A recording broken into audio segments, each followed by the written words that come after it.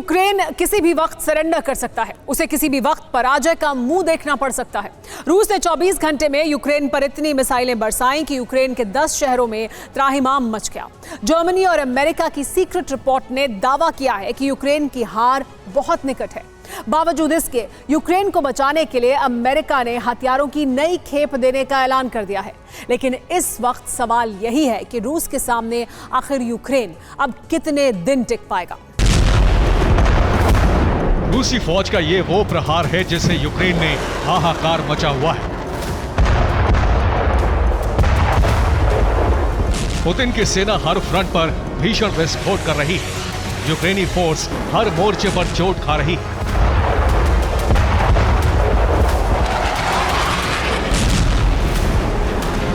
रूस के मिसाइल वार से यूक्रेन हार की कगार पर पहुंच गया है।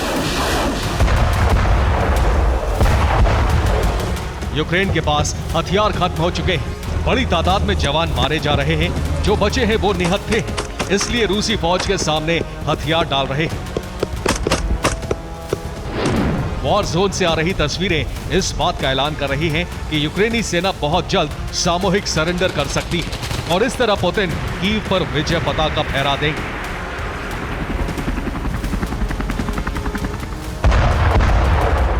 यूक्रेन को सरेंडर से बचाने के लिए, यूक्रेन को हार से बचाने के लिए नेटो ने पूरी ताकत झोंक दी है। अमेरिका ने यूक्रेन को हथियारों की नई खेप देने का ऐलान किया है, लेकिन अल्टीमेटम के साथ।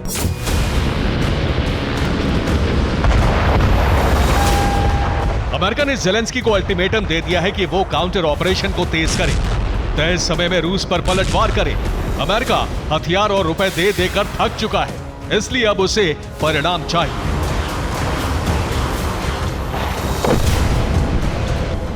अमेरिका को अल्टीमेटम के साथ यूक्रेन को हथियार क्यों देना पड़ रहा है, इसकी पूरी रिपोर्ट आपको बताएंगे, लेकिन सबसे पहले यूक्रेन विनाश की ग्राउंड रिपोर्ट देखिए।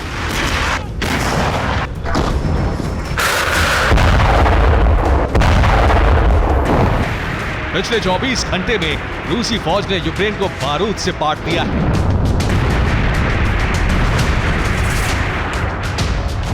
खेरसोन में रूस ने यूक्रेन के कम्युनिकेशन सेंटर को उड़ा दिया।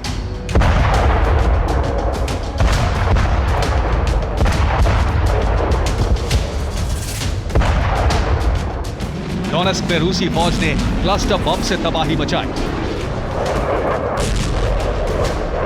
ज़ेपोरिजिया में रूसी सेना ने यूक्रेनी हथियारों की कब्र खोद दी।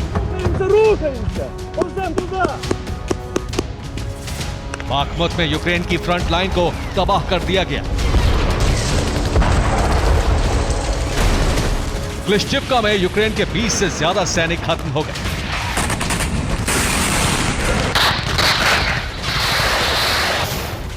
आधी रात को रूस ने सुमी में 10 जगहों पर महाप्रहार किया।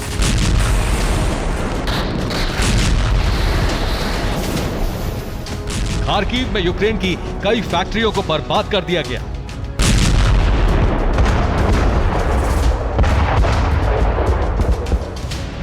रूस ने डोनेस्क में भी क्लस्टर बम से हमला किया। 3 लोगों की मौत हो गई।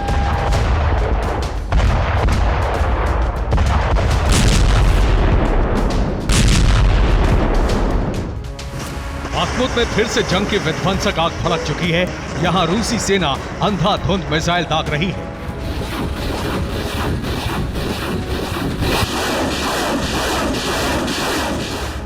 रूसी सेना ऑनिक्स मिसाइल से भीषण प्रहार कर रही है।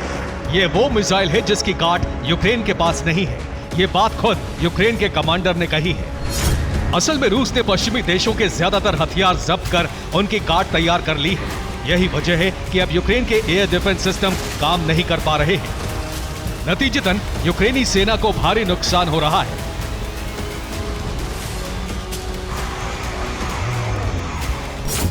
से बहुत ही डराने वाली खबर आई है। रूस का हमला और भी तेज होने वाला है। पुतिन का प्लान है कि अगले कुछ दिनों में ऐसा विध्वंसक हमला किया जाए कि यूक्रेन हथियार डाल दे। यूक्रेन को खत्म करने के लिए रूस ने युद्ध के मैदान में हथियारों का नया बेड़ा भेज दिया है। आने वाले वक्त में पुतिन 5 लाख सैनिकों को फ्रंट लाइन पर भेजने वाले हैं। इसके बाद यूक्रेन का कैसा संहार होगा, इसकी कल्पना मात्र से ही दिल बैठ जाता है।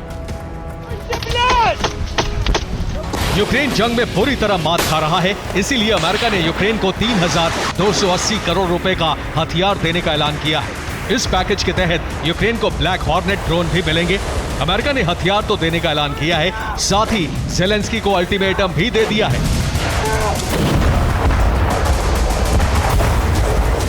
बाइडेन ने कह दिया है कि अमेरिका को परिणाम चाहिए, यूक्रेन काउंटर ऑपरेशन को अंजाम तक पहुंचाए। इस अल्टीमेटम के बाद यूक्रेन की टेंशन बढ़ गई है। अल्टीमेटम पर नेटो में ही फूट पड़ गई है। एस्टोनिया ने इसका विरोध किया है। जर्मनी की सीक्रेट रिपोर्ट में दावा किया गया है कि यूक्रेन हारने वाला है, उसका काउंटर अटैक फेल हो चुका है। युद्ध में रूस नेटो के हथियार को न सिर्फ तबाह कर रहा है, बल्कि उनकी काट भी खोज ली है। इससे नेटो भड़क गया है। अमेरिका और जर्मनी ने यूक्रेन से हथियारों का हिसाब मांग लिया है, जिससे ज़ेलेंस्की की मुश्किलें बढ़ गई हैं। उन्हें समझ नहीं आ रहा कि रूस का मुकाबला कैसे करें, हथियारों का हिसाब कैसे दें। ऐसा लग रहा है जैसे यूक्रेन किसी भी वक्त सरेंडर कर सकता है। Bureau report, TV9 Bharatvarsh.